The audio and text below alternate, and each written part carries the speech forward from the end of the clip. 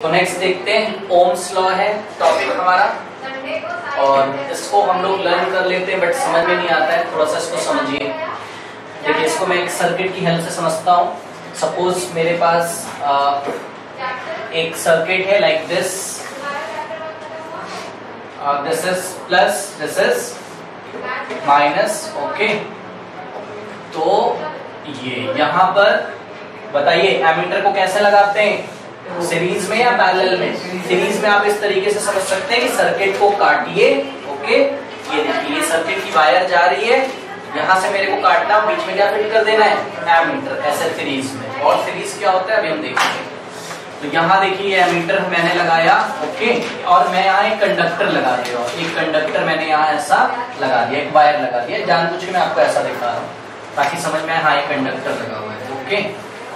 Now ये conductor के across हमने क्या लगा दिया, एक voltmeter, to find the potential difference between these two ends, या to find the potential difference across this conductor, okay. यहां से यहां तक के बीच का पोटेंशियल डिफरेंस मेजर करने के लिए पैरेलल में हमने क्या लगाया, voltmeter, okay. Now there is a switch on कर दिया हमने, या ऐसे मैं इसको शो कर सकता हूँ, ये स्विच मैंने ऑन कर दिया, इसमें से करंट फ्लो करेगा। अब ध्यान दीजिए, जिस तरीके से मैंने आपको रियोस्टेट बताया था ना, उसी तरीके से हमारे पास एक वेरिएबल वोल्टेज का सोर्स भी होता है। हम ऐसे इसको एरो लगा सकते हैं, मतलब जैसे आपने फैन का रेगुलेटर चलाया होगा ना, आप ऐसा घुमाते हो तो उसकी स्पीड चेंज होती, मतलब उसमें करंट की वैल्यू चेंज होती। इसी तरीके से मेरे पास यहाँ पे एक वोल्टेज को वेरी करने का सोर्स है, ठीक। तो देखिए यहाँ पर क्या लिखा हुआ है, potential difference applied across a conductor is, okay, potential difference applied across a conductor is directly proportional to current flowing through in it, provided that all the physical conditions remains same। मतलब देखिए, इसको इस तरीके से आप समझ सकते हो। सपोज मेरे पास ये मैं V को मेजर कर रहा हूँ, किससे, V किसके क्रॉस, कंडक्टर के क्रॉस, ओके। ये जो कंडक्टर आपके पास लगा हुआ है, कंडक्टर के क्रॉस में V मेजर कर रहा हूँ, इधर I मेजर कर रहा हूँ, ओके। नंबर 1 2 3 4 5। शुरुआत में जब हमने स्विच ऑन नहीं किया तो V कितना रीडिंग दिखाएगा, वोल्टमीटर कितना रीडिंग दिखाएगा, 0, क्योंकि सर्किट कंप्लीट नहीं हुई, ओके। I कितना रीडिंग दिखाएगा, 0, because there is no potential difference across the ends of this conductor, so there will be no current, okay. Now ध्यान से देखिए जरा, ये बस एक रीडिंग है आपको समझने के लिए, कि कोई रियल डेटा नहीं है, आप वो लैब में करोगे तो रीडिंग आपको मिलेगी, ओके। फिर मैंने यहाँ से चेंज किया, कितना कर दिया, 2 वोल्ट, सर्किट मैंने कनेक्ट किया, ठीक है, क्लोज किया, और कितने वोल्ट पे सेट कर दिया मैंने इसको, जो मेरे पास क्या वेरिएबल वोल्टेज का सोर्स है, 2 वोल्ट किया। तो मैंने देखा एमीटर वैल्यू देता है कितनी, 1 एम्पियर, ओके। जरा ध्यान से देखिएगा इसको, ठीक। फिर मैंने यहाँ से वोल्टेज चेंज किया, ओके। फिर मैंने वोल्टेज चेंज किया, और वोल्टेज मैंने चेंज करके कितना कर दिया, 4 वोल्ट। तो मैं क्या देखता हूं कि करंट की जो रीडिंग आ रही वो आ रही 2 एम्पियर, ओके। फिर मैंने क्या किया, फिर से मैंने वोल्टेज सोर्स को मैंने चेंज किया, ओके, और चेंज करके मैंने कर दिया 6 वोल्ट, ठीक। और क्या देखता हूं कि करंट कितना आ रहा है, 3 एम्पियर, ओके। फिर से मैं चेंज करता हूं, मैंने 8 वोल्ट कर दिया, और मैं देखता हूं करंट आता है 4 एम्पियर, ठीक। फर्स्ट केस तो मैं छोड़ ही दूंगा क्योंकि सर्किट तब हमने कंप्लीट ही नहीं किया था, छोड़िए। सेकंड वाले केस से आप देखिए, आप एक बहुत इंपॉर्टेंट चीज देखते हैं, कोई बता सकता है क्या आप देख रहे हैं? देखिए जरा, हम ये देख रहे हैं कि 2 बातें हम देख रहे हैं। जैसे जैसे मैं वोल्टेज को, मतलब जैसे जैसे मैं potential difference across these two ends increase करता हूं, ये देखिए 2 वोल्ट 4 वोल्ट, वैसे वैसे क्या इंक्रीज हो रहा है, करंट, सर्किट, देख रहे हैं। और जितना करंट इस एमीटर से जा रहा होगा उतना ही इस कंडक्टर से जा रहा होगा, आपको पता है। तो कंडक्टर में शुरुआत में कितना जाता है 1 एम्पियर। कब? जब कंडक्टर के अक्रॉस पोटेंशियल डिफरेंस कितना है 2 वोल्ट। जब कंडक्टर के अक्रॉस पोटेंशियल डिफरेंस 4 वोल्ट है तो कंडक्टर में से करंट कितना जाता है 2 एम्पियर। जब कंडक्टर के अक्रॉस पोटेंशियल डिफरेंस कितना है 6 वोल्ट तो करंट कितना जाता है 3 एम्पियर। जरा ध्यान दें, ये जो पोटेंशियल ये जो सोर्स लगाया है ना आपने, ये एनर्जी का एक सोर्स है। आप ऐसे अभी समझ लीजिए कि ये इलेक्ट्रॉन को क्या मारता है धक्का। जब आप उसको रेगुलेट करके ऐसा ले जाते हो 4 वोल्ट पे तो और तेजी से धक्का मारता है। करंट याद है आपको क्या होता था I = Q/T। टाइम को 1 करोगे तो charge flowing in 1 unit time is known as current. तो जब आप फिक्स वोल्ट करते हो तो पर यूनिट टाइम और ज्यादा चार्ज आएंगे, तो पर यूनिट टाइम करंट और ज्यादा आएगा। तो हम क्या देख रहे हैं, हम देख रहे हैं कि वोल्टेज या potential difference across these two conductor, potential difference across this conductor is directly proportional to I। तो ये देखिए potential difference applied across a conductor is directly proportional to current. कोई प्रॉब्लम है क्या? लिख सकता हूं मैं ऐसे कि नहीं लिख सकता हूं? ओके, नाउ आपको पता है, देखिए ये तो जो मैंने यहाँ रीडिंग से देखा वो लिखा, ठीक। और देखिए दूसरा है कि जब मैं डायरेक्टली प्रोपोर्शनल का साइन हटाता हूं तो क्या लाता हूं मैं कोई कांस्टेंट। तो let us say that constant is k। Okay, now इस कांस्टेंट को अकेला छोड़ दें, i को किधर ले जाते हैं नीचे। तो v/i इज इक्वल्स टू क्या आ गया कांस्टेंट। कांस्टेंट मींस चेंज नहीं होता है। ओके, अब देखिए ये जो कांस्टेंट है ना, इसी कांस्टेंट को हम नाम क्या देते हैं रेजिस्टेंस। ओके, तो v/i is equals to capital R। अब हम R को इंट्रोड्यूस करते हैं, where capital R is the resistance of that conductor. अब इसको और करते हैं, रेजिस्टेंस ऑफ दैट कंडक्टर। इधर आइए जरा लेफ्ट में अपने चार्ट पे, फटाफट वैल्यू निकालिए जरा। v कितना था v/i नंबर 2 केस में निकालिए, v/i नंबर 3 केस में, v/i नंबर 4 केस में एंड v/i नंबर 5 केस में। फटाक से निकालिए।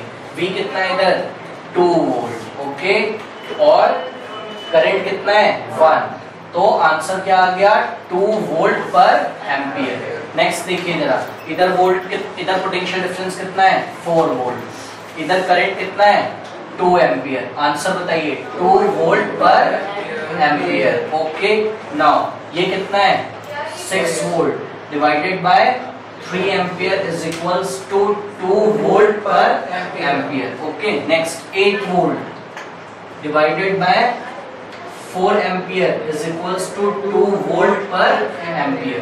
आप क्या देखते हो v/i हर बार कैसा आता है constant, and that constant is known as resistance. थोड़ा सा फिर से समझिए, जब मैंने आपको बताया था शुरुआत से हम लोग क्लास 9 में कर रहे हैं, मैंने आपको बोला था कि physics is the study of nature.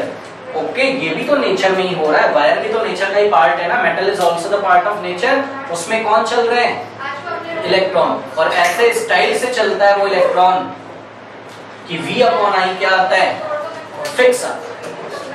Fix आता है। अगर ये फिक्स आता है, देखिए अगर ये फिक्स आता है तो ये भी कोई फिजिकल क्वांटिटी होगी जो होती है इस नेचर, और ये फिजिकल क्वांटिटी किसमें है उस तार में है।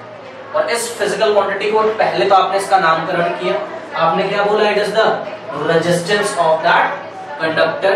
और दूसरी बात आपने बोला कि इसको अब मेरे को क्या करना पड़ेगा क्वांटिफाई। इसको क्या करना पड़ेगा क्वांटिफाई करने के लिए आपने बता दिया कि v/i निकाल लो, कांस्टेंट आता है, यही तो इसकी क्या है क्वांटिटी है, and the unit of that quantity is volt per ampere and also called ओम। तो रेजिस्टेंस की यूनिट क्या है ओम भी है। ओके, ओम भी है। अभी हम करते हैं कि व्हाट इज 1 ओम, यहां पहले नोट कर लेते हैं। यूनिट रेजिस्टेंस की यूनिट क्या हो जाएगी वोल्ट पर एम्पियर, या आप क्या बोल सकते हो इसको ohm, and the symbol of ohm is yes omega, ये एस। ओके, ये भी ओमेगा होता है, this is small omega and this is capital omega. Okay जैसे कि ये देखिए ग्रीक में small sigma and this is capital sigma. जैसे आप पढ़ते हो A B C D small A capital A, उसी तरीके से Greek letter small sigma capital sigma, small omega capital omega and the ohm is represented by capital omega. Okay हाँ तो ये हो गया। अच्छा ठीक है, इधर कोई प्रॉब्लम है इसमें बताइए। नाउ ग्राफ देखिए जरा, प्लॉटिंग बहुत इंपॉर्टेंट इसमें हम लोग देखेंगे जरा ग्राफ, थोड़ा सा ध्यान दें इधर। ग्राफ देखिए, इसका ग्राफ किस तरीके से है ये मैं आपके सामने ड्रॉ करता हूं। ये जो हमारे पास रीडिंग है यहीं से मैं करता हूं। ओके यहां पर रख रहा हूं सपोज मैं current I. Okay this is I, okay this is V, ठीक है, this is known as V I graph. इसको क्या बोलते हैं हम? V I graph, graph between potential difference and current. Okay तो देखिए ये करंट किसमें चलेगा, यूनिट बताइए। Current in amperes and potential difference in volt. Okay ध्यान देकर जरा, अभी इसको मेरे को और करना है। अभी यहाँ पे होल्ड किया, पहले ग्राफ बना लेते हैं।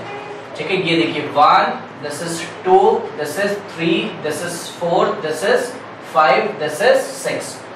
1 okay, 2 okay, 3, this is 4, this is 5, this is 6, this is 7 and this is 8. Now when the current is 1 ampere, the potential difference is 2।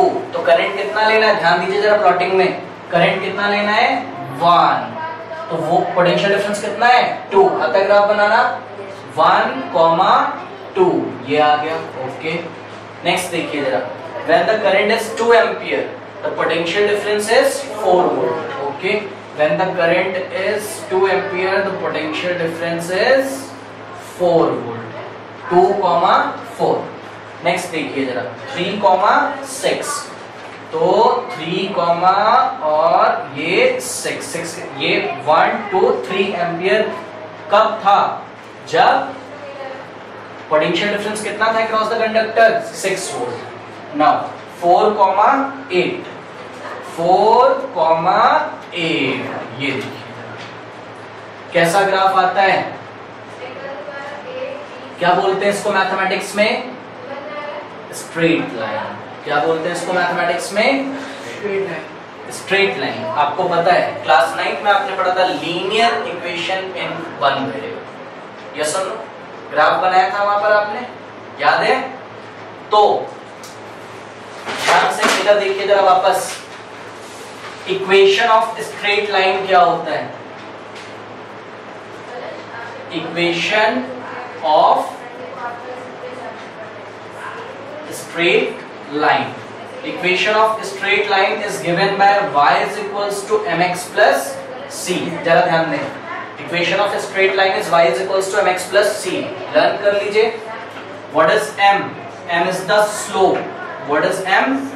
m is the slope. Slope का मतलब झुकाव, स्लोप का मतलब झुकाव। मैं आपसे पूछता हूं इसका स्लोप कितना लाइन का, तो बोलोगे इतना, इतना एंगल कितना, ऐसे। कभी ये लाइन कहां पड़ी होगी, इधर, और ये थीटा एंगल घूम गई। ओके तो this is the slope and what is c? c is the intercept on the y axis। c is the intercept made by the line on the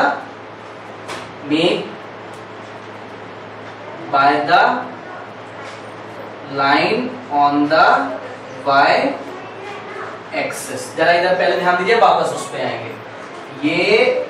ये देखिए ये कोई लाइन है, जरा ध्यान दें इधर, ये आपका y और ये y डैश है, ये आपका x और ये आपका x डैश है।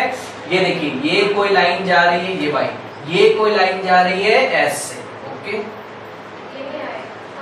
लाइक दिस, ये कोई लाइन आपकी जा रही है। इस लाइन का इक्वेशन क्या है, general form y is equals to mx plus c। Okay और अगर आपको सिंपल वाला मैं लाइन बताऊं तो इस तरीके से आप देख सकते हैं, ये लाइन क्या है, बोलो इसका इक्वेशन क्या है? y is equal to mx plus c। c क्या होता है? y एक्सिस पे ना जो इंटरसेप्ट काटता है, ये देखो यहां से लेके यहां, ये लाइन कितना दूरी काट रहा है ओरिजिन से y पे? c। तो ये क्या है आपका c। ओके, और स्लोप कितना है? इतना है।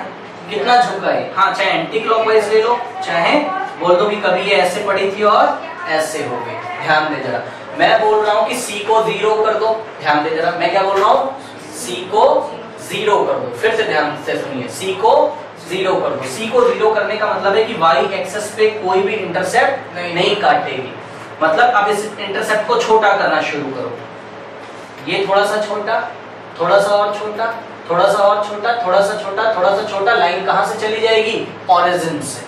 ना तो y एक्सिस पे ऊपर की डायरेक्शन में किसी दूरी से निकलेगी और ना तो नीचे से किसी दूरी पे निकलेगी। ओके, मतलब कि ये देखिए जरा, ना तो लाइन ऐसे निकलेगी, देखिए ये इंटरसेप्ट भी नहीं बनाया, और ना तो ऐसे निकलेगी, ये इंटरसेप्ट भी नहीं बनाया।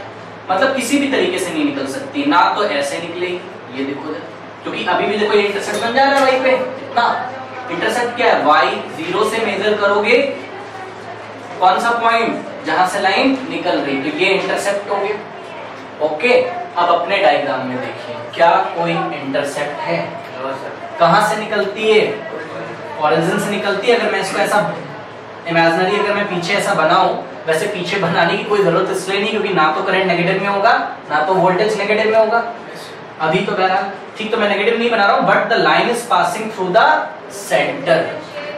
जरा ध्यान दें, if line is passing through the centre, the equation of the line is given bye y is equals to mx plus what is the value of v?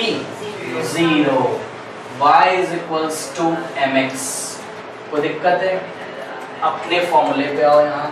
Now आया था v by i क्या? Constant. Cross multiplication करो, v is equals to ir। now check it, this is behaving like y is equals to mx। yes or no? this is behaving like y is equals to mx। y की जगह क्या आ रहा है? v। Okay, और m की जगह क्या आ रहा है मैं बता देता हूँ, थोड़ा मैं इसको सुधार देता हूँ। v is equals to ri नहीं लिख सकता हूँ क्या मैं? हाँ, तो m की जगह कौन आ रहा है? r। y की जगह कौन आ रहा है? v। और x की जगह कौन आ रहा है? कोई दिक्कत है? ये स्ट्रेट लाइन का फॉर्म आ रहा है, ये रीजन है ग्राफ भी कैसा बनता है? Straight line. ये स्ट्रेट लाइन का ऐसा फॉर्म आ रहा है, the line which is passing through the origin, there is no intercept made by the line on the y axis. अच्छा, ध्यान रखिएगा इस स्टेटमेंट को जो भी मैंने बोला है, बिकॉज ये हमको आगे आएगा जब हम ग्राफ प्लॉटिंग और भी करेंगे। कुछ तो ओमिक कंडक्टर्स होंगे और कुछ नॉन ओमिक कंडक्टर होंगे, तब आपको तो नॉन ओमिक के लिए ग्राफ ओरिजिन से नहीं जाएगा। ओके, बहरहाल अभी हम उसको बाद में डिस्कस करेंगे। तो फाइनली आपको फॉर्मूला क्या मिलता है? v is equals to ir। कोई प्रॉब्लम है क्या? हाँ, नाउ अब मैं आपसे पूछता हूं m क्या था? याद करिए, स्लोप। स्लोप। और थोड़ा सा मैं आपको बता दूं, आईसीएससी ने तो पढ़ा होगा ट्रिग्नोमेट्री, सीबीएसई ने नहीं पढ़ा, बट मैं आपको एक फॉर्मूला बता देता हूं। ओके, देखिए, something is called tan theta. tan theta is perpendicular upon base. पहले तो लर्न कर लो फटाक से। tan theta is perpendicular upon base. Okay, what is tan theta? मतलब अगर मैं आपसे यहाँ पे बोलूं, एक मैं छोटा सा ट्राइंगल बनाता हूँ, देखिए ये ऐसा, ये मेरा थीटा है। ओके, और ट्राइंगल का नाम है ABC। बताइए what is the value of tan theta? फटाक से बताइए। Perpendicular means AB bye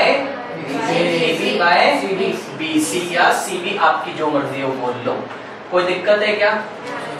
and this tan theta is known as slope. इसी tan थीटा को हम क्या बोलते हैं? स्लोप। मतलब m और tan theta both are same.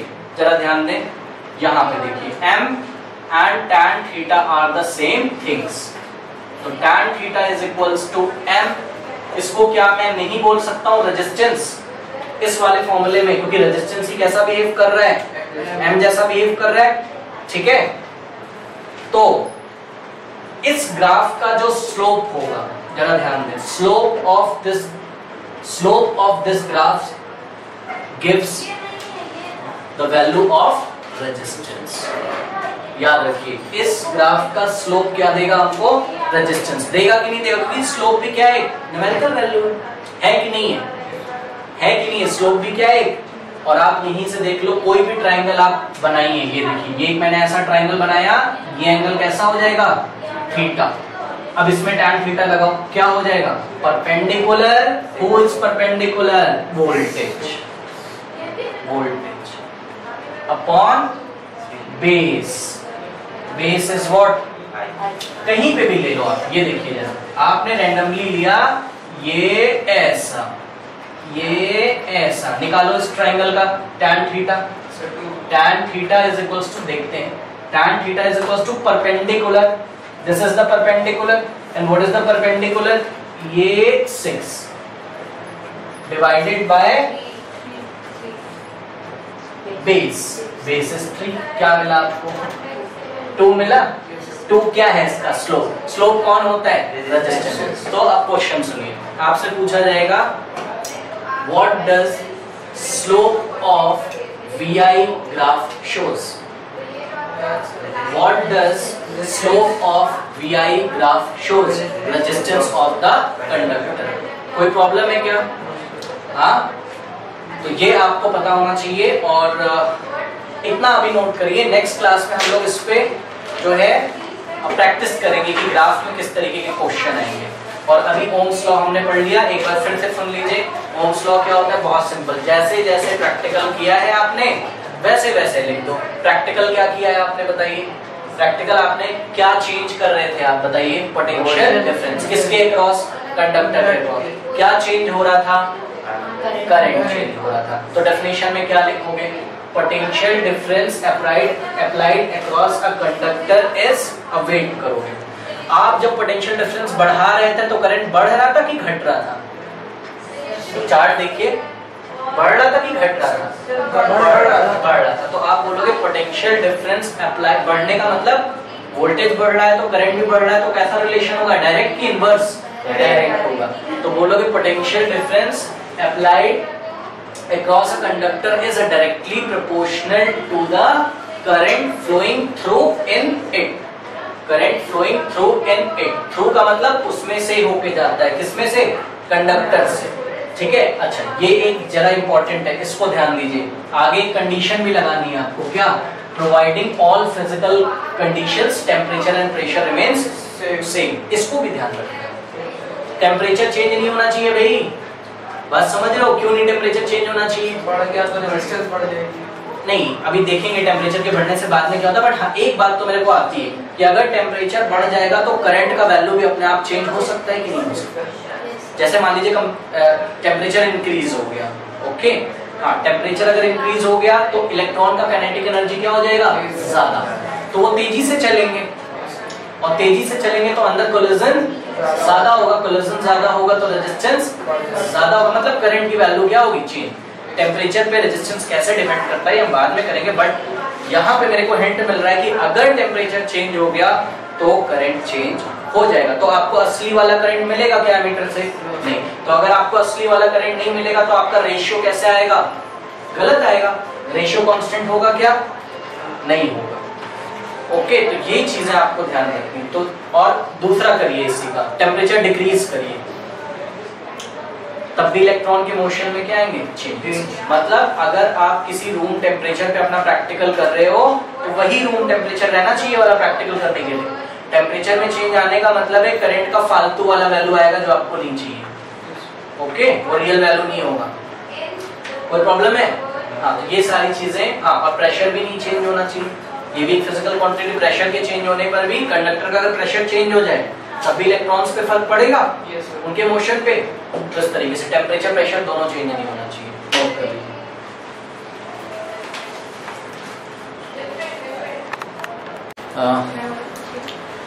Next देखिए जरा, इलेक्ट्रिसिटी में ओम्स लॉ हम कर रहे थे। ओके, ग्राफ प्लॉटिंग हमने करी थी, और ग्राफ इसका कैसा आता है? Straight line. याद है आपको? हाँ,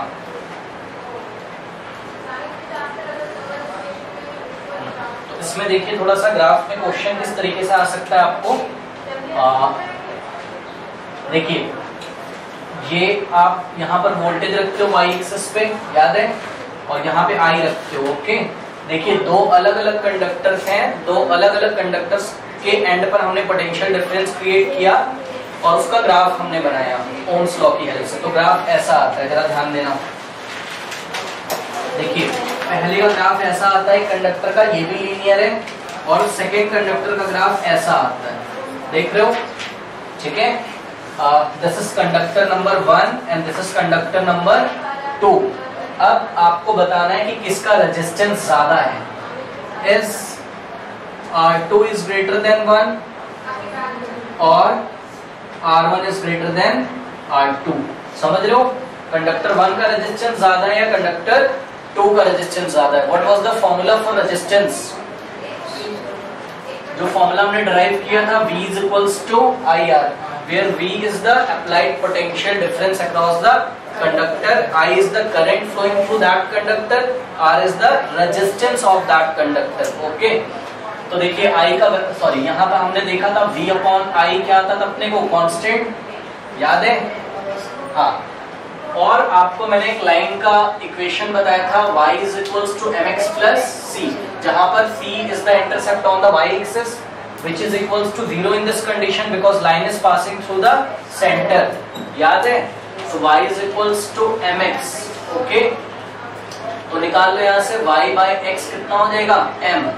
y और x का जो रेशियो था, y एक्सिस पे यहाँ पे कौन आ रहा है, वोल्टेज, पोटेंशियल डिफरेंस, और x एक्सिस पे यहाँ पर कौन आ रहा है, करंट। तो इन दोनों का रेशियो कितना है, resistance, which is a constant quantity. Okay, and that is equals to, अगर हम इसको कंपेयर करें तो ये कैसा बिहेव कर रहा है, m जैसा, मतलब कैसा बिहेव कर रहा है, स्लोप जैसा। And what was slope?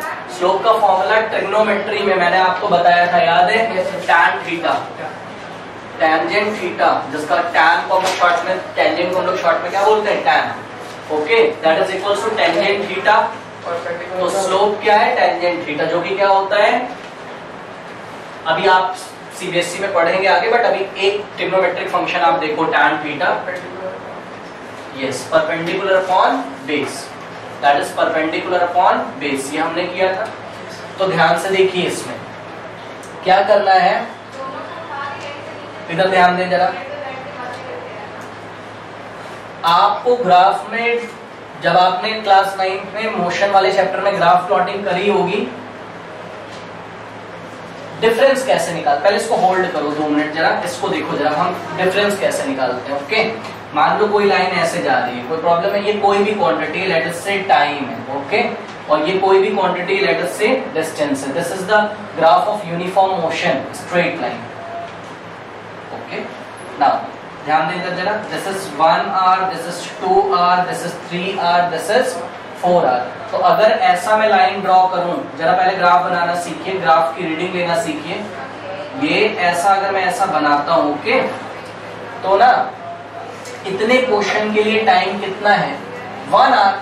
2 से 3 के लिए टाइम कितना है, 1 आवर। ओके, ऐसे समझ लो, नहीं समझ में आ रहा है तो जैसे मैंने बोला कि भाई 2 आवर्स में बॉडी पहुंचती है यहाँ पर, ये ओरिजिन से चलती है और कहाँ पहुंचती है, ए पॉइंट पर, ठीक है। तो 2 आवर्स में कहाँ पहुंच गई, ए पर, ठीक है। और मैंने बोला 3 आवर्स में बॉडी कहाँ पहुंचती है, बी पर। तो ये आ गया डिस्टेंस, ये कवर किया कितना, बी। अब मैंने आपसे पूछा ये 2 आवर्स और 3 आवर्स के बीच में टाइम गैप कितना है, यस, कैसे निकाला। मेरा एम ये नहीं है कि आप मेरे को माइनस करके आप मेरे को बता दो आंसर सीधे, सबको पता, बट कैसे निकाला, ग्राफ से मेरे को बताओ। तो ग्राफ से ऐसे निकाला, ये वाला जो टाइम है इसमें से मैं इसको क्या करूंगा, माइनस 3 माइनस 2। तो ये जो गैप आ रहा है, this is behaving like delta T. Delta T, delta का मतलब क्या होता है, चेंज। डेल्टा का मतलब क्या होता है, चेंज। ओके, तो it was time t1 and it was time t2।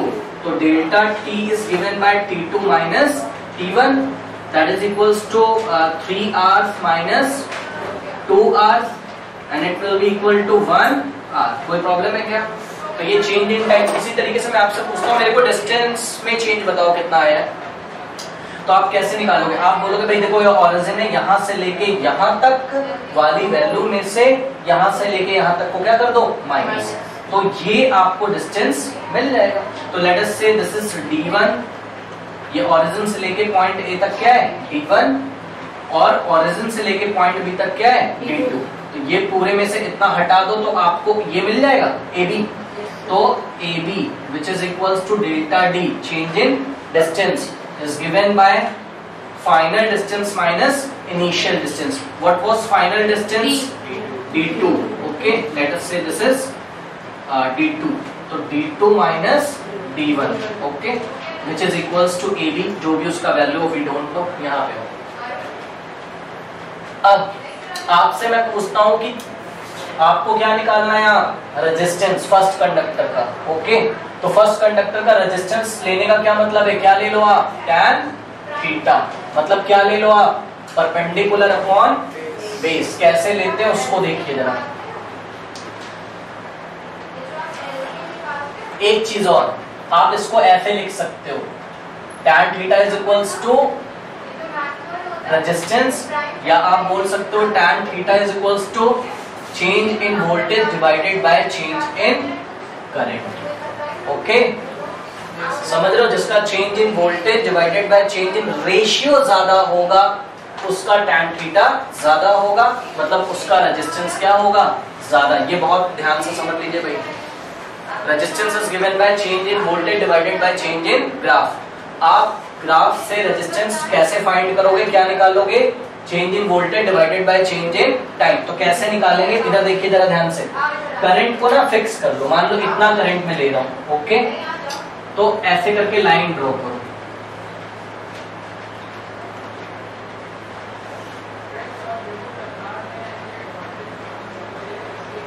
यहां से यहां करंट कितना है I1, और यहां से यहां करंट कितना है I2।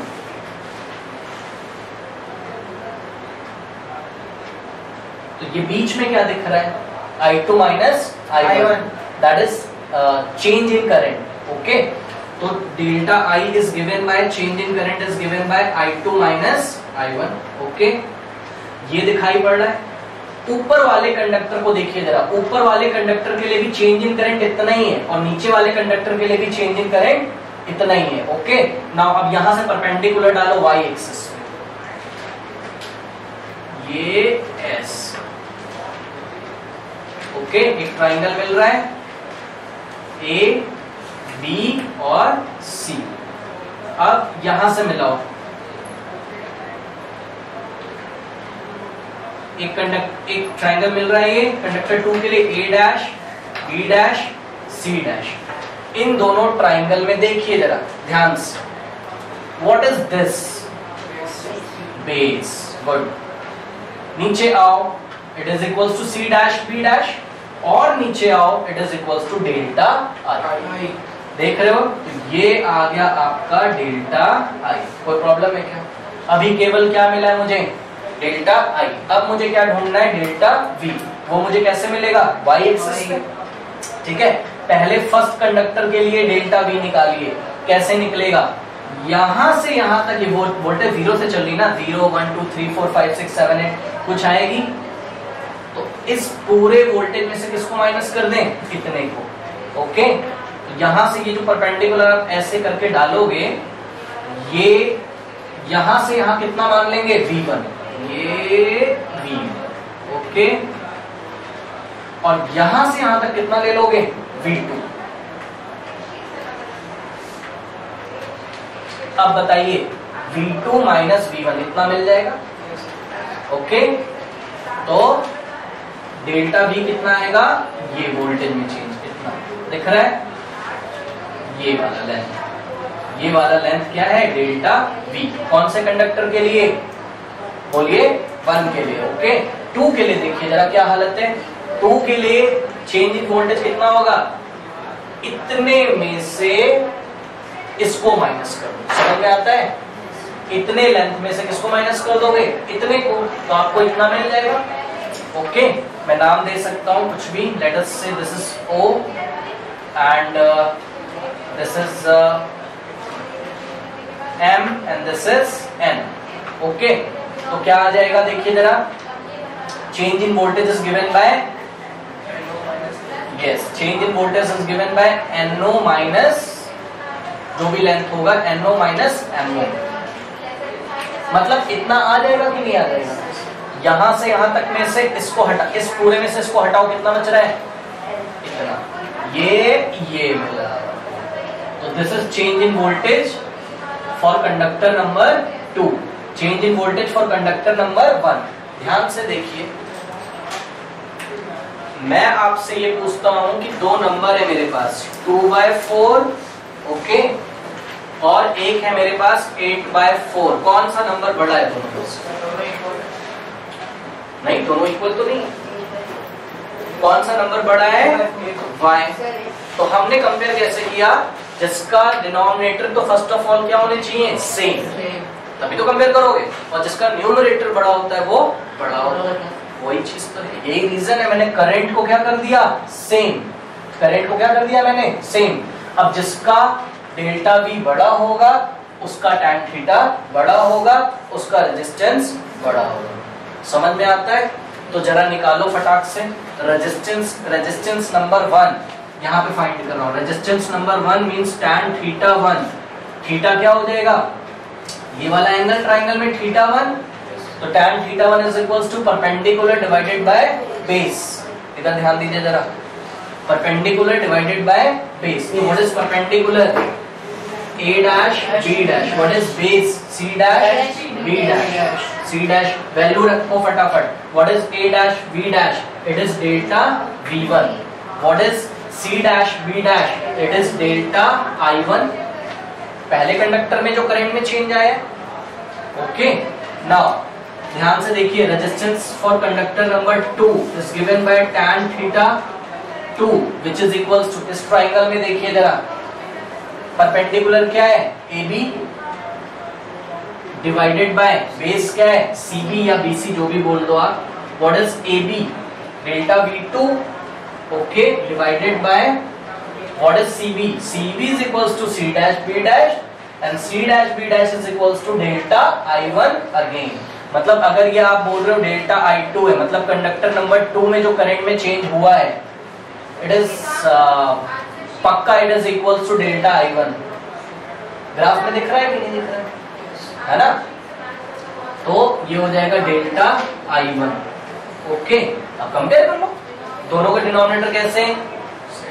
सेम। जिसका न्यूमरेटर बड़ा होगा वो बड़ा होगा। किसका न्यूमरेटर बड़ा है? ग्राफ से देख के वो तो पता चलेगा, ऐसा नहीं पता चलेगा। हाँ बताओ, डेल्टा V2 बड़ा है कि डेल्टा V1 बड़ा है? डेल्टा V2 बड़ा। दिख रहा है ना लंबाई में ज्यादा, ओके। तो हम लिखेंगे यहाँ पर since denominator is same and delta V2 is greater than delta V1, therefore resistance number 2 is greater than resistance number 1। तो याद रखिए, जब आपको ग्राफ दिए जाए 2 या 3 कंडक्टर के, और एक चीज और ध्यान में रखना है आपको, V कहाँ होना चाहिए? Y एक्सिस पे, और I कहाँ होना चाहिए? X एक्सिस पे। जिसका tan थीटा ज्यादा आता है, ध्यान दें फिर से एक बार, जिसका tan थीटा ज्यादा आता है मतलब उस ग्राफ का स्लोप क्या है? ज्यादा है। और जिस ग्राफ का स्लोप ज्यादा होता है उसका रेजिस्टेंस ज्यादा होता है। फिर से ध्यान से सुनिए, ये किसी कंडक्टर के लिए ओम्स लॉ की हेल्प से लैब में ग्राफ प्लॉट किया गया होगा। कैसे किया गया होगा? कंडक्टर लिया, उसके क्रॉस बार बार क्या लगा रहे होंगे? Potential difference. बार बार किसकी वैल्यू आती होगी एमीटर में? करंट की वैल्यू लिया, फिर पोटेंशियल डिफरेंस इंक्रीज किया, वैल्यू लिया, फिर पोटेंशियल डिफरेंस इंक्रीज किया, वैल्यू लिया, लेते गए, ग्राफ प्लॉट कर दिया, ओके। उसी ग्राफ पेपर पर दूसरा कंडक्टर कोई लिया, ओके, उसके अक्रॉस पोटेंशियल डिफरेंस लगाना शुरू किया, करंट लिया, फिर पोटेंशियल डिफरेंस इंक्रीज किया, करंट लिया, फिर पोटेंशियल डिफरेंस इंक्रीज किया, करंट लिया। उसका ग्राफ भी कैसा आ रहा होगा? Straight line. फिर चेक किया ग्राफ पेपर पे किसका स्लोप ज्यादा है। जिसका स्लोप ज्यादा होगा उसका रेजिस्टेंस ज्यादा होगा। सिंपल रूल याद हो गया? इतना जो मैंने करके दिखाया, जिसका स्लोप ज्यादा होगा उसका रेजिस्टेंस। ये देखिए जरा, अब आप इसको देख भी सकते हो, ये स्लोप का क्या मतलब होता है, एक्स एक्सिस से झुकाव, कौन ज्यादा झुकाव का मतलब स्लोप कितना एंगल बनाता है। तो देखिए कंडक्टर नंबर 2 कितना घूमता है, ये इतना, ओके। कंडक्टर नंबर 1 कितना घूमता है, केवल इतना, कौन ज्यादा घूमा,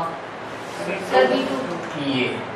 तो किसका रेजिस्टेंस ज्यादा है, 2 का। और क्यों ज्यादा है आप न्यूमेरिकली देख लीजिए, tan थीटा क्या होता है, डेल्टा वी बाय डेल्टा आई, जिसका डेल्टा वी ज्यादा होगा for a given change in current, जिसका डेल्टा वी ज्यादा होगा उसका रेजिस्टेंस ज्यादा होगा। अब फटाफट बता सकते हो, इधर देखो जरा, ये देखिए ये V है ये I है, आपको ऐसे दे दिया जाएगा एग्जाम में, this is the graph for R1, this is the graph for R2 and this is the graph for conductor number 3, which option is true, R1 is greater than, R2 is greater than R3 और R1 is less than, R2 is less than R3, बताइए भाई which is correct, first, yes, क्योंकि देख रहे हो आप सबसे ज्यादा R1 का, सब फिर R2 का, फिर R3। अब सुनिए इसमें प्रॉब्लम क्या होती है, इस क्वेश्चन में एक और प्रॉब्लम है आपके साथ। प्रॉब्लम ये है कि आपको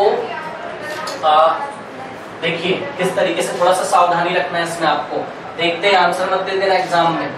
ये अगर चेंज कर दे, वोल्टेज को किधर ले आएंगे, नीचे, और आई को किधर ले जाएंगे, ऊपर। तो ध्यान दीजिए जरा, अगर वोल्टेज यहाँ पर और करंट अगर यहाँ पर है तो उल्टा कर देना आंसर, समझ रहे हो। तो आपको ये याद रखना है, और इसको आप ये देखिए जरा, अब आपको ऐसा 2 ग्राफ दे दिया जाएगा, ये रेजिस्टेंस नंबर 2 है और ये रेजिस्टेंस नंबर 1 है। बताइए which option is true, R2 is greater than R1 और R1 is greater than R2, बताइए। R1 is greater than R2, yes. अब की जिसका स्लोप कम होगा उसका रेजिस्टेंस ज्यादा होगा, ओके। क्यों भाई, क्योंकि देखिए जरा ध्यान से, अब की आपको tan थीटा नहीं निकालना होगा, क्या निकालना होगा, cot थीटा, ठीक है। तो tan थीटा क्या होता है, tan थीटा होता है perpendicular upon base, but cot theta क्या होता है, बेस अपॉन, हाँ याद रख लीजिए, अभी तो बहरहाल cot थीटा होता है बेस अपॉन परपेंडिकुलर, ओके। और देखिए रेजिस्टेंस देने के लिए आपको बताना क्या क्या चाहिए, delta V by delta I. Check करो अपने ग्राफ में जाके, आपकी डेल्टा V कहाँ आ रहा है, नीचे आ रहा है ना। ये कैसा काम करेगा, बेस जैसा, और करंट कैसा काम करेगा, परपेंडिकुलर जैसा, ओके। तो cot थीटा होता है बेस अपॉन परपेंडिकुलर, तो हो जाएगा change in voltage divided by change in current. तो आपको याद रखना है फर्स्ट केस, और सेकंड वाला आप खुद से चेंज कर लो, ओके। फिर से याद रखिए, वोल्टेज को कहां पे लिया जाता है, y एक्सिस पे, करंट को कहां लिया जाता है, x एक्सिस पे। तो जिसका स्लोप ज्यादा होता है उसका रेजिस्टेंस भी ज्यादा होता है। दूसरा केस आप इसी का जस्ट रिवर्स कर लो, कोई प्रॉब्लम है क्या, ओके।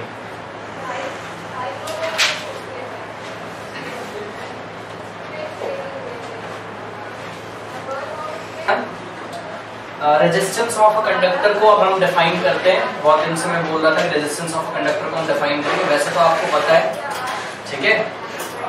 एक बार फिर से देख लेते हैं। देखिए ये कोई कंडक्टर है, इसको आप विजुअलाइज करो। तो सपोज आपने इसमें पोटेंशियल डिफरेंस अप्लाई कर दिया है, ओके। तो ये नेगेटिव और ये पॉजिटिव, तो इलेक्ट्रॉन किधर से जाएंगे, नेगेटिव से पॉजिटिव की तरफ। बट इस कंडक्टर में बहुत सारे क्या है, atoms as well as ions, okay. तो 2 चीजों को आपको ध्यान रखना है, atoms as well as ions. आप इसको इस तरीके से इमेजिन कर सकते हैं, मान लीजिए कि किसी रेलवे स्टेशन पे बहुत सारी भीड़ है, ओके। तो आप अगर चलना शुरू करते हो तो ज्यादा कोलिजन होते हैं कि कम, ज्यादा। तो आप चल पाते हो क्या, नहीं चल पाते। अगर स्टेशन पूरा खाली हो तब आप आराम से चल सकते हो, कोई भी कोलिजन नहीं होगा आपका किसी से। तो सिमिलरली आप इस तरीके से समझो कि यहाँ से जो इलेक्ट्रॉन ऐसा फ्लो करना शुरू करेगा, ओके। अगर उसके नंबर ऑफ कोलिजन्स ज्यादा होंगे तो करंट का ऑपोजिशन होगा, क्यों, क्योंकि इलेक्ट्रॉन फ्लो नहीं कर पाएगा अच्छे से, और इलेक्ट्रॉन का फ्लो ही क्या होता है, इलेक्ट्रिक करंट, ओके। ठीक है, समझ में आता है। तो जितने ज्यादा कोलिजन्स होंगे उतना ज्यादा रेजिस्टेंस होगा, ओके। जितने ज्यादा कोलिजन्स होंगे उतना ज्यादा रेजिस्टेंस होगा।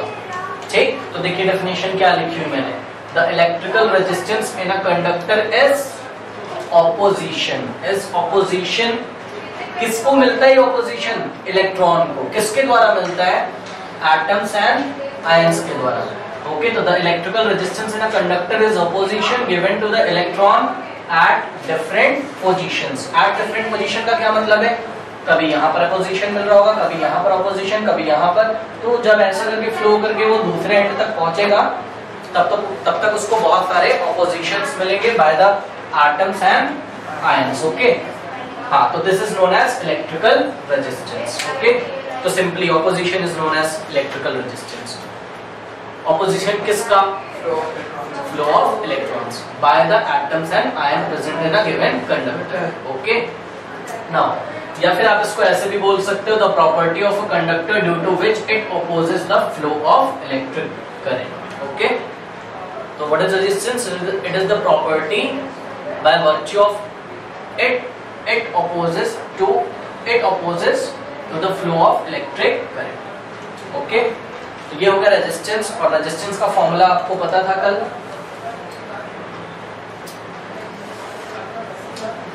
फॉर्मूला क्या हमने ओम्स लॉ से निकाला था, V is equals to IR। Okay, अगर ध्यान से सुनिए, जरा ध्यान से, अगर आपसे पूछे कि कोई ओम्स लॉ क्या होता है तो आपको ये नहीं बताना है कि V is equals to IR होता है, आपको डेफिनेशन बताना है। V is equals to IR तो क्या है? एक फॉर्मूला आया है जो कि किसको किसको क्वांटिफाई कर सकता है? रेजिस्टेंस को क्वांटिफाई कर सकता है। Okay, V upon I is equals to R आ जाएगा, यहाँ से R यहाँ मल्टीप्लाई में, यहाँ का कैसे कहाँ चला जाएगा? डिवाइड में। ओके, तो अगर आपसे कोई पूछेगा what do you mean by Ohm's law, तो आप ओम्स लॉ का डेफिनेशन दोगे। बताओ क्या होता है ओम्स लॉ? किसी कंडक्टर के अक्रॉस अगर हम पोटेंशियल डिफरेंस अप्लाई करते हैं तो it is proportionate to current flowing through it. जैसे जैसे आप पोटेंशियल डिफरेंस इंक्रीज करते जाते हैं वैसे वैसे करंट का वैल्यू इंक्रीज होता जाता है। ओके, तो ये ओम्स लॉ है। और ये फॉर्मूला जो आया है it is used to measure the resistance of the conductor. Okay, ये हमने फॉर्मूला लेके आया रेजिस्टेंस को क्वांटिफाई करने, उसको एक न्यूमेरिकल वैल्यू देने का। ओके, अच्छा ध्यान से सुनिए, जो कंडक्टर है, वैसे तो इसकी टॉपिक हम बाद में करेंगे, बट सुन लीजिए, जो रेजिस्टेंस ऑफ द कंडक्टर है it depends on length, thickness, nature of the material and temperature. Okay, कैसे डिपेंड करता है ये भी हम थोड़ी देर में देखेंगे। चलिए पहले इसमें हम कुछ डेफिनेशंस बना लेते हैं। हाँ, पोटेंशियल डिफरेंस का यूनिट बताइए क्या होता है? वोल्ट। ओके, तो यहां पर लिखा मैंने 1 वोल्ट, ध्यान दीजिएगा जरा। और करंट का यूनिट बताइए एम्पियर, तो यहां पर लिखा मैंने 1 एम्पियर। ओके, तो रेजिस्टेंस का यूनिट क्या हो गया? मैंने आपको बताया था ये ओम के ऑनर में रखा गया था। तो 1/1 क्या होता है? 1/1 1, तो ये हो जाएगा 1 OHM ओम, 1 ओम। अब हम किसको डिफाइन करेंगे? 1 ओम।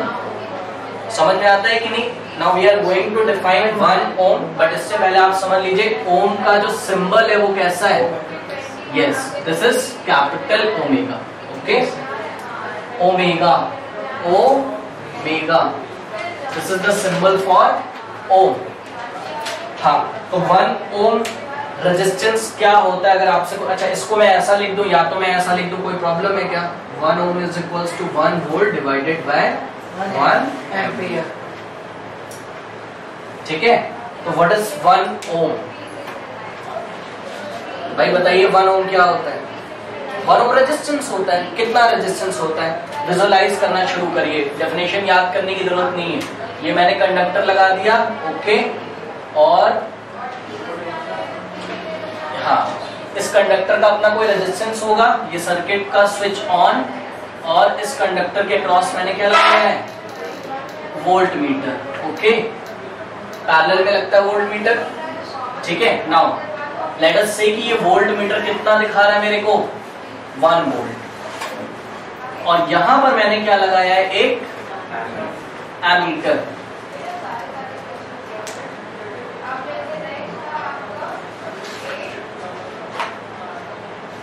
ये एमीटर लगाया है और लेट अस से कि ये एमीटर कितना रीडिंग दिखा रहा है 1 एम्पियर। ओके, तो पोटेंशियल डिफरेंस कितना लगा है इस वायर के क्रॉस 1 वोल्ट और ये करंट कितना दिखा रहा है, ये देख सकते हो। Potential difference across the conductor is 1 volt and the current flowing through the conductor is 1 ampere, then the resistance of that conductor is known as 1। बात थोड़ा सा समझिए, रेजिस्टेंस क्या होता है, प्रॉपर्टी होती है जिसके कारण कोई कंडक्टर अपोजिशन करता है। किसका अपोजिशन करता है, फ्लो ऑफ इलेक्ट्रॉन का। ओके, अब ये जो अपोजिशन करता है ना, इसको क्वांटिफाई करना है। क्या करना है, क्वांटिफाई। बात समझ रहे हो, उसको नंबर से दिखाना। आपने शायद कुछ क्वेश्चन सुने होंगे, आईक्यू लेवल भी हम न्यूमेरिकल वैल्यू निकालते हैं, शायद आईक्यू लेवल को भी हम नंबर से मेजर करते हैं ना। तो आईक्यू लेवल को भी हमने क्वांटिफाई किया, क्यों, समझने के लिए, क्योंकि हमको क्या समझ में आते हैं, नंबर। जैसे कि ये कितने ऑब्जेक्ट्स हैं, 3 ऑब्जेक्ट्स हैं, क्वांटिफाई कर लिया ना, गिनती हमको आती है। तो वही हम कर रहे हैं। हम रेजिस्टेंस तो हमको पता चल गया कि हाँ भाई ये एक तरीके की प्रॉपर्टी होती है किसी कंडक्टर की जो कि करंट के फ्लो को अपोज करते हैं। ओके, तो ये देखिए 2 कंडक्टर मैंने ले लिए, लेट अस से कि कंडक्टर है, 2 कंडक्टर मैंने ले लिए, इसमें से भी करंट जाता है, इसमें से भी करंट जाता है। कोई बोल रहा है नहीं इसका रेजिस्टेंस कम है, कोई तो बोल रहा है नहीं इसका रेजिस्टेंस बहुत कम है। ध्यान से समझिएगा, 4.5 और एक का 4.4 ओम, ठीक है, या थोड़ा ज्यादा ले लिया है मैंने, 0.01 ओम एंड 0.0001 ओम। देखिए ये भी कम है, और थोड़ा सा इसको मैं ऐसा कर लेता हूं, 0.001, ये भी कम है, ये भी कम है। अब 2 लोग बोल रहे हैं नहीं इसका रेजिस्टेंस कम है, बोला नहीं नहीं नहीं इसका रेजिस्टेंस कम है। अरे भाई कैसे बताओ, क्या करना पड़ेगा, अब इसको मत देखिए। 2 बंदे बोल रहे हैं इसका रेजिस्टेंस कम है, दूसरा बोल रहा है नहीं नहीं इसका बहुत कम है। तो आप क्या पूछोगे उससे, भैया क्वांटिफाई करो उससे। बात समझ रहे हो, नंबर बताओगे तब तो समझ में आएगा। फॉर एग्जाम्पल ये देखिए, ये एक बैग है, ओके, और ये बैग दूसरा है। इस बैग में है 1000 टॉफीज, ठीक है, और इस बैग में है 1001 टॉफीज। अब दोनों बैग देखने में भारी लग रहे हैं, इतना बढ़िया उसमें टॉफीज है। तो 2 लोगों में लड़ाई हुई, वो बोलते हैं नहीं नहीं भाई इसमें ज्यादा है, दूसरा बोलता है नहीं नहीं इसमें ज्यादा है। आप क्या बोलोगे, क्वांटिफाई। समझ रहे हो कि हमको क्या समझ में आते हैं, नंबर, आपको बताना पड़ेगा।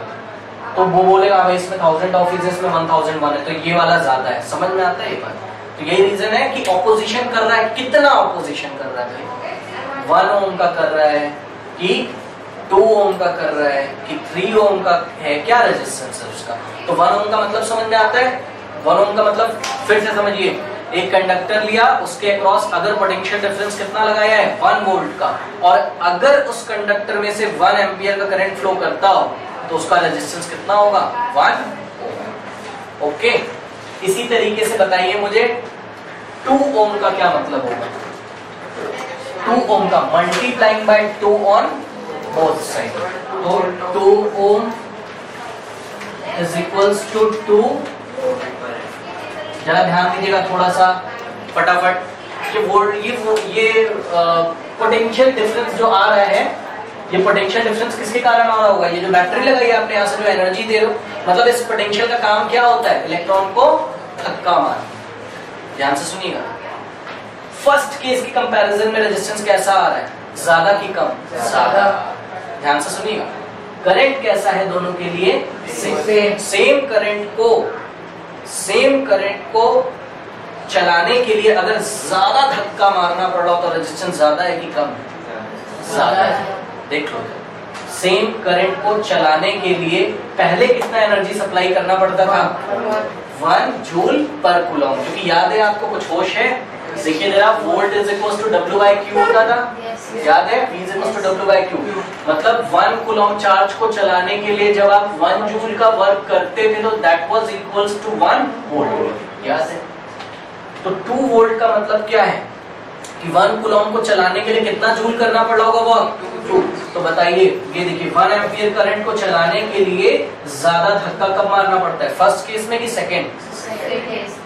और जिसमें ज्यादा एनर्जी लगानी पड़ेगी उसको चलाने के लिए, उसमें रेजिस्टेंस कैसा है? ज्यादा। ये देखिए है रेजिस्टेंस ज्यादा। तो आप समझ में आया 2 ओम का मतलब कि उसी 1 एम्पियर को चलाने के लिए we have to apply the potential difference of 2 volt, means we have to do more work and the work is done by the battery. ठीक है, वो एनर्जी का सोर्स होता है जिसको हम ईएमएफ बोलते हैं, भी हम आगे देखेंगे, बताऊंगा मैं आपको अलग से। हाँ, तो ये समझ में आया। तो अब हम 1 एम्पियर का डेफिनेशन लिख सकते हैं, सॉरी 1 ओम का डेफिनेशन लिख सकते हैं। क्या लिखेंगे? 1 ohm is the resistance of a conductor, 1 ohm is the resistance of a conductor such that, अब जो हुआ है वो लिख दीजिए, such that when a potential difference of, such that when a potential difference को मैं शॉर्ट में PD लिख रहा हूं, when a potential difference of 1 volt is applied,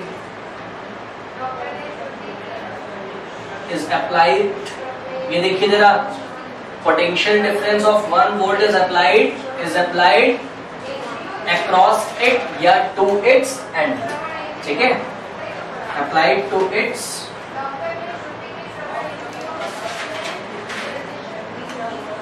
ends. A current of 1 ampere, current of 1 ampere flows through it.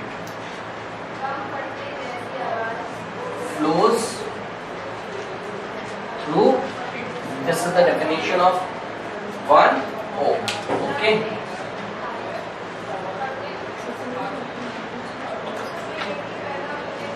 Focus on Ohm's law. Okay. First question, ध्यान से सुनिए. Potential difference between 2 points of a wire carrying 2 ampere current. जरा ध्यान दें. Question में नहीं लिख रहा हूं, आप ध्यान से सुने. Potential difference between 2 points of a wire carrying 2 ampere current. तो करंट का वैल्यू कितना है? 2 एम्पियर. और फिर से सुनिए, potential difference between 2 points of a wire carrying 2 ampere current is 0.1 volt. Means potential difference is given by 0.1 volt. Okay.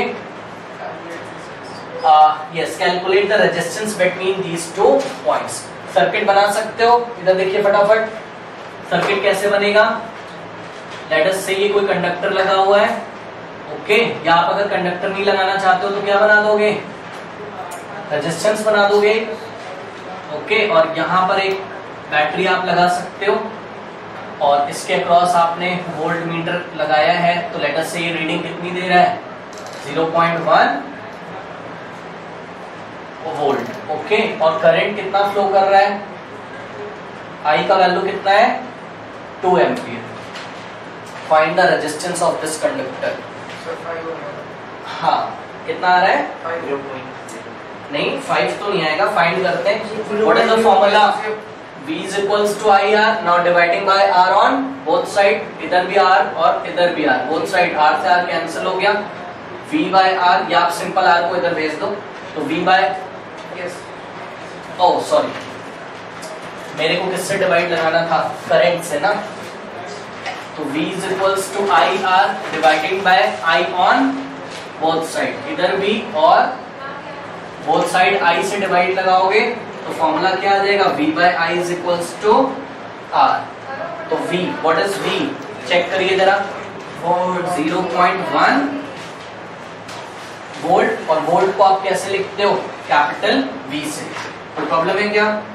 Divided by what is current? 2 ampere, okay. तो resistance का value आ जाएगा, कितना आ जाएगा? कैलकुलेट कैसे करेंगे भाई इसको? हाँ, ये देखिए कैसे कैलकुलेट करेंगे. ये ऐसा पॉइंट आप हटाओगे, यहाँ पे क्या आ जाएगा, हाँ तो 1 बाय, मैं आप ऐसा लिख दे रहा हूँ, रेजिस्टेंस इज इक्वल्स टू कितना हो गया 1/20 वोल्ट पर एम्पियर को कैसे लिखोगे, वोल्ट ए ऊपर जाएगा तो क्या लिख दोगे उसको, ए इनवर्स पढ़ते हैं इसको, ठीक है, वोल्ट पर एम्पियर। पता है कि नहीं ये बात, हाँ यहाँ पे पावर माने ऊपर जाएगा तो कैसा हो जाएगा माइनस।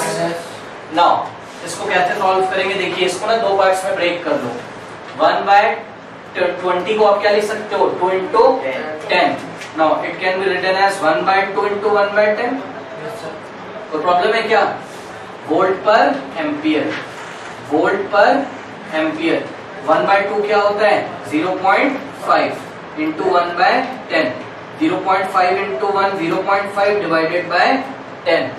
और नीचे अगर 10 है तो पॉइंट लेफ्ट चलेगा कि राइट चलेगा, पॉइंट लेफ्ट जाएगा। तो ये पॉइंट आएगा कितने पोजीशन, 1 पोजीशन, कितने प्लेस, 1 प्लेस। तो ये पॉइंट यहां से आ जाएगा तो इट विल बिकम 0.05 क्या, वोल्ट पर एम्पियर। बट अभी अभी हमने पढ़ा था वोल्ट पर एम्पियर इज ओम, याद है formula, 1 ohm is equals to 1 volt divided by 1 ampere, means 1 ohm is equals to 1 volt per ampere, okay, so it will equal to 0.05 क्या, omega, omega means omega ऐसे बनेगा, फिर से देख लीजिए ये और एस, ओके ये हो गया, या फिर आप इंग्लिश में OHM लिख दो या फिर आप साइन बना दो, ओके कोई प्रॉब्लम है। अब सुनिए आपसे फिर से कोई पूछता है, कहता है इस बात से क्या समझते हो भाई, 0.05 ओम से आप क्या समझते हो, तो आप ऐसे समझ सकते हो उसको समझने की जहां तक बात है, 1 ohm is equals to 1 volt divided by 1 ampere multiplied by 0.05 on both sides, तो 0.05 ohm is equals to 0.05 divided by, मतलब कि 1 एम्पियर का करंट फ्लो कराने के लिए कितना पोटेंशियल डिफरेंस लगाना पड़ता होगा, 0.05। कम लगाना पड़ता है या ज्यादा लगाना पड़ता है, कम, ओके क्यों, क्योंकि रेजिस्टेंस ही इतना कम आ रहा है 0.05, तो 1 एम्पियर का करंट आराम से फ्लो करेगा, ओके कोई प्रॉब्लम है इसमें। अब इसी में देखिए अगर आपको रेजिस्टेंस गिवन होता, लेट अस से कि आपको रेजिस्टेंस गिवन है कितना 0.05 ओम, कोई प्रॉब्लम है क्या, और आपको यहाँ पर गिवन होता V across the conductor given होता 0.1 वोल्ट, और आपको क्या फाइंड करने के लिए बोला था, करंट। कर सकते हो कैसे, V is equals to IR, आपको क्या फाइंड करना है I, तो R को इधर भेज दोगे, V bye R is equals to I, V का वैल्यू रखोगे फटाफट, ध्यान से देखना जरा, 0.1 क्या वोल्ट डिवाइडेड बाय रेजिस्टेंस का वैल्यू रखो कितना 0.05 क्या ओम, ओम का मतलब क्या होता है volt, yes volt per ampere, तो यहाँ क्या रखेंगे वोल्ट पर एम्पियर, कहाँ चला जाएगा ऊपर, तो यहाँ पे चला जाएगा एम्पियर ऊपर, तो is equals to I, volt से वोल्ट कैंसिल, करंट का यूनिट किसमें आ गया एम्पियर में, ये मैं आपको दिखाना चाहता था। तो it will become 0.1 divided by 0.05, फिर आप सॉल्व कर सकते हो, ठीक है। तो ये यहाँ पर ऐसा आ जाएगा 10, और इसकी हेल्प से यहाँ हमने 2 0 लगा दिए, 10 1 जा 10 2 जा, ओके तो कितना आ गया, ओह सॉरी 10 1 जा 10 एंड 10 10 जा 100, तो this is 10 divided by 5 and it will be equal to 2 ampere. Why 2 ampere, because 2 ampere पहले उसी क्वेश्चन से तो मैंने इसको बनाया था, कोई प्रॉब्लम है क्या, हाँ नेक्स्ट क्वेश्चन देखिए जरा,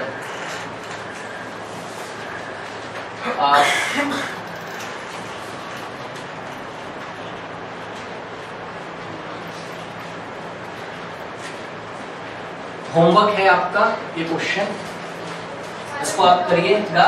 A simple circuit has 24 volt battery, okay 24 volt battery, एक सर्किट के पास 24 वोल्ट का बैटरी है, ओके और रजिस्टर ऑफ 60 ओम, रजिस्टर है कितना 60 ओम। रजिस्टर ना कोई डिवाइस होती है ऐसे छोटी सी, मैं आपको दिखाऊंगा, उस मतलब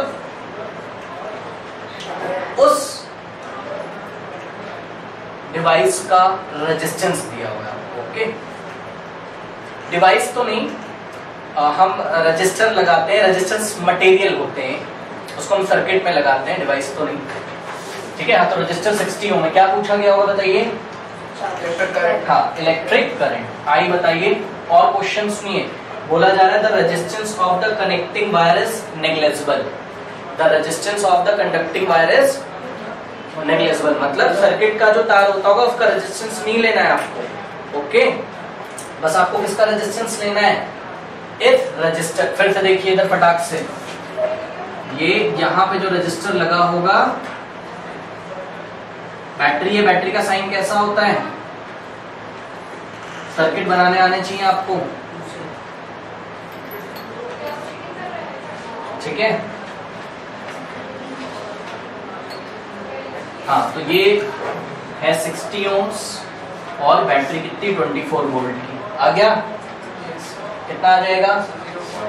yes, V is equals to I R, तो I is given by V bye R। कोई प्रॉब्लम है? V कितना है 24, R कितना है 60। आप इसको सॉल्व करोगे एंड यू विल गेट 0.4 क्या एम्पियर। कोई प्रॉब्लम है क्या? हाँ, इसको आप सॉल्व करिए खुद से। नेक्स्ट क्वेश्चन देखिए जरा। नेक्स्ट क्वेश्चन को देखने से पहले आप एक इंपॉर्टेंट चीज ध्यान से सुनिए, इंपॉर्टेंट चीज जरा ध्यान से सुनिए। जो आयरन होता है ना, आयरन है या एसी है या फैन है या ट्यूबलाइट है, कुछ भी, कोई भी इलेक्ट्रिकल डिवाइस है आपके पास, क्या उसका रेजिस्टेंस सुबह कुछ और होगा और शाम को कुछ और होगा ना? क्योंकि जो उसमें कॉइल लगी वो तो लगा दी, कॉइल लगी वो तो लगा दी, और रेजिस्टेंस किस पे डिपेंड करता था? अभी मैंने आपको बताया था, लेंथ पर, थिकनेस पर, नेचर ऑफ द मटेरियल पर। भाई कॉपर की वाइंडिंग अगर आपने करी है कॉइल में, तो कॉपर तो सुबह भी लगा है शाम को भी लगा है। जितनी लेंथ का कॉपर लगा है सुबह भी लगा है शाम को भी लगा है, उस कॉपर वायर का क्रॉस सेक्शन एरिया जो है वो सुबह भी लगा है शाम को भी। सिंपल सा फंडा है, कुछ भी चेंज उसमें नहीं हो रहा है। तो क्या रेजिस्टेंस चेंज हो जाएगा? नहीं होगा, ये आपको ध्यान रखना है। ओके, तो अभी देखिए न्यूमेरिकल करने से पहले आपको ध्यान रखना है, resistance will not change for a given device, for a given device. और आपने भी पढ़ा भी था, ओम्स लॉ में क्या पढ़ा है आपने? पोटेंशियल डिफरेंस जैसे जैसे बढ़ाते जाओगे, करंट भी अपने आप को ऐसे स्टाइल में इंक्रीज करता है कि रेशियो हर बार क्या आता है? सेम। पता है आपको कि नहीं? याद करिए फिर से, this is V by I। पहले जब 2 वोल्ट का था तो सपोज करंट 1 फ्लो करता था, multiplying by 2 in numerator as well as in denominator, तो it will become 4, it will become 2, again multiplied by 2 in numerator and denominator, we get 8 by 4। हर बार आंसर कितना आ रहा है? 2।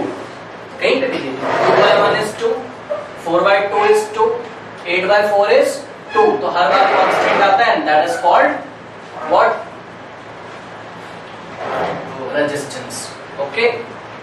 तो resistance will not change for a given device.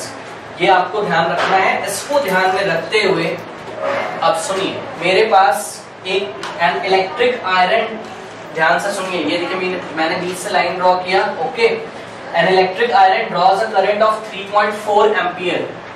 3.4 ampere का current वो करंट ड्रॉन करता है 220 वोल्ट से। ओके, वोल्टेज सप्लाई कितनी है? 220 वोल्ट। कोई प्रॉब्लम है? अगला केस देखिए जरा। When this what current will this electric iron draw? ये इलेक्ट्रिक आयरन कितना करंट ड्रॉ करेगा अगर इसको हम 110 वोल्टेज के सप्लाई से लगा दें? 110 वोल्ट के सप्लाई से लगा दें। समझ में आता है? तो डायग्राम बनाएंगे, सर्किट डायग्राम बनाना आता है आपको। ये रेजिस्टेंस किसका है? ये इलेक्ट्रिक आयरन का होगा, उसमें कुछ रेजिस्टेंस। ओके, ये इलेक्ट्रिक आयरन है और इसको पहले कितने सोर्स से ऐड करते हो आप? बैटरी का साइन दिखाएंगे। कितना है यहाँ पे? 220 वोल्ट। ओके, तो इस टाइम करंट कितना फ्लो कर रहा है? 3.4 ampere.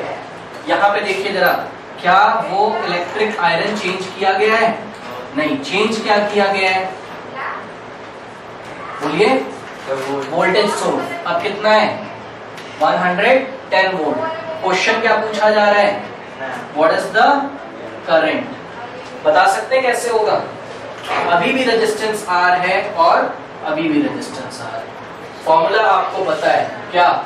V is equals to I are.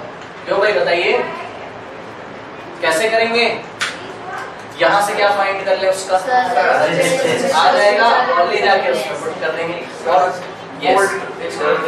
और ध्यान से सुनिए, आपको मैं जनरल फॉर्म बता देता हूँ। देखिए जनरल फॉर्म क्या होगा? V upon I is always constant ना।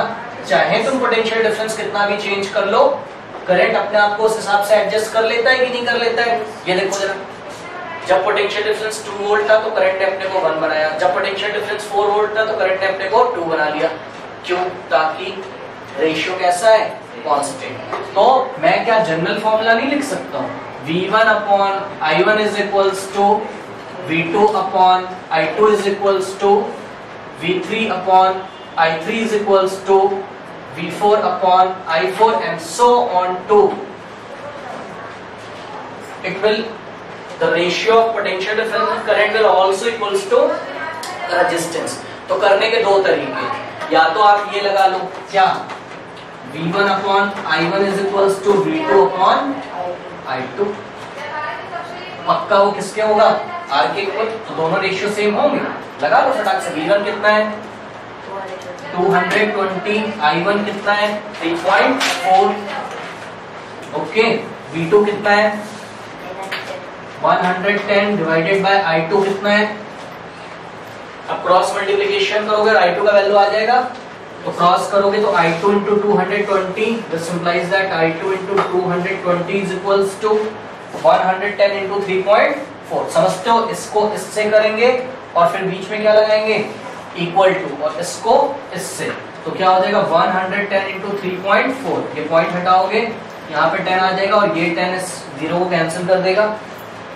This implies that I2 is equals to 11 into 34 divided by क्या हो जाएगा? 220। ये नीचे चला जाएगा और 220 को क्या लिखोगे? 22 into 10। यस, तो 11 बन जाए 11, 11 2 जा 22 और ये 2 1 जा 2, 2 1 जा 2। आप इसको सॉल्व करो, 17 by 10 1.7 क्या एम्पियर। कोई प्रॉब्लम है क्या? और कुछ लोग ऐसे फाइंड कर सकते हैं। देखिए यहाँ से इसका क्या निकाल रहे हैं? रेजिस्टेंस। तो V upon I is equals to R। पहले यहाँ से रेजिस्टेंस निकाल लो, 220 डिवाइडेड बाय करंट। करंट कितना है? 3.4। तो ये रेजिस्टेंस आ गया इतना। सॉल्व करने की कोई जरूरत अभी नहीं है। फिर यहाँ फॉर्मूला लगाओगे केस नंबर 2 में। V इज इक्वल्स टू क्या होता है? IR। We are interested in I, तो I will be equal to V by R। Okay, तो this implies that I is equals to what is V? V is 110 divided by R। R का value रखोगे तो R का value क्या है? 220 और divided by 3.4। वो कहाँ चला जाएगा? ऊपर। तो 3.4 उतना ही तो बनता है। ये देखिए एक्सप्रेशन, उतना ही तो बनता है। सॉल्व करोगे तो यू विल गेट 1.7 एम्पियर। तो इस तरीके से हम न्यूमेरिकल्स को करते हैं। इसमें थोड़ा सा आप ध्यान रखिएगा, रेजिस्टेंस क्या रहेगा? कांस्टेंट। ओके।